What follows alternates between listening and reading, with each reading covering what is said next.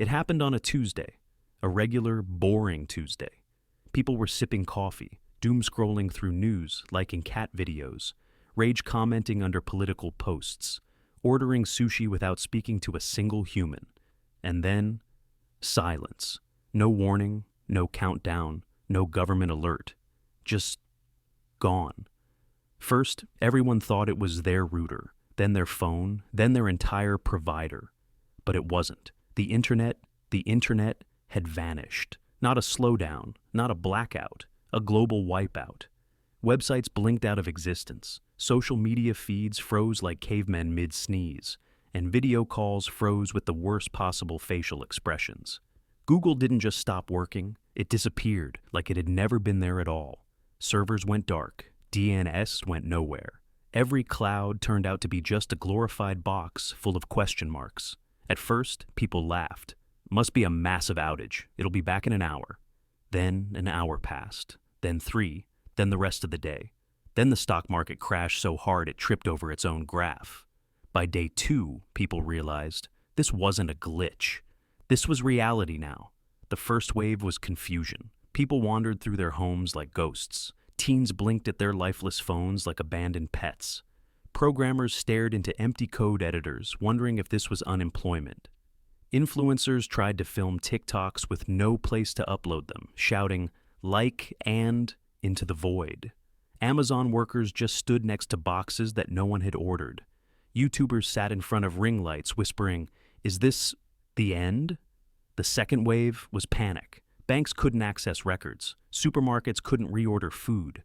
GPS apps were dead, turning every car ride into a nostalgic road trip of, "Wait, was that our exit?"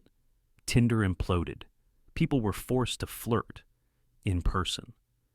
Libraries saw a weird spike in visitors. Maps made a comeback. And phone books, ancient dusty paper bricks, were dug out of basements like sacred scrolls.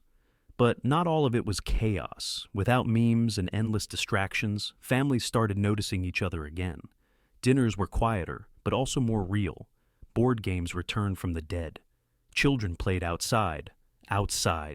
Neighborhoods rediscovered the lost art of talking to neighbors. Parents read their kids' bedtime stories from real books, voices echoing down hallways once filled with notification pings.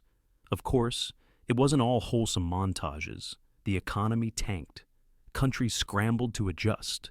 Airlines couldn't track flights. Hospitals reverted to paper charts. Businesses that lived online died overnight. A generation that had grown up in the digital world was suddenly unplugged. Depression, anxiety, confusion, these swept in hard. We had built an entire civilization balanced on one invisible thread. And when it snapped, we realized how fragile it all was. But humanity, being the stubborn, inventive species it is, adapted.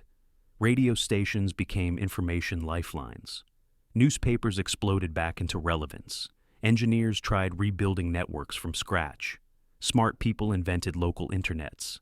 Tiny networks that worked like miniature versions of the real thing. They called it MeshNet, and soon, neighborhoods were trading cat pictures again. Slowly, artists painted again, musicians played on street corners, writers wrote, not for likes or retweets, but because they had something to say. People sent letters with stamps. Some were awkward at first, teenagers trying to write without emojis, but the messages felt more honest. 10 years later, the world was different, slower, less efficient, but strangely more connected in ways we'd forgotten. You couldn't look up answers in 0.0002 seconds, but you could ask someone smarter than you over dinner.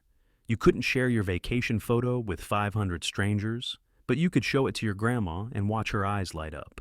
We never did figure out what caused it. Some blamed solar flares. Others whispered about secret government switches. A few claimed it was an AI that pulled the plug on us because it got tired of our memes. Maybe it doesn't matter. What matters is this. When the internet disappeared forever, we didn't. We remembered how to talk, how to wait, how to listen. We learned how to be bored again, and how creative boredom can make us. We became slower, yes, but also more human. So next time your Wi-Fi goes out for 5 minutes and you feel your soul leaving your body, just remember you'd survive. You might even start living.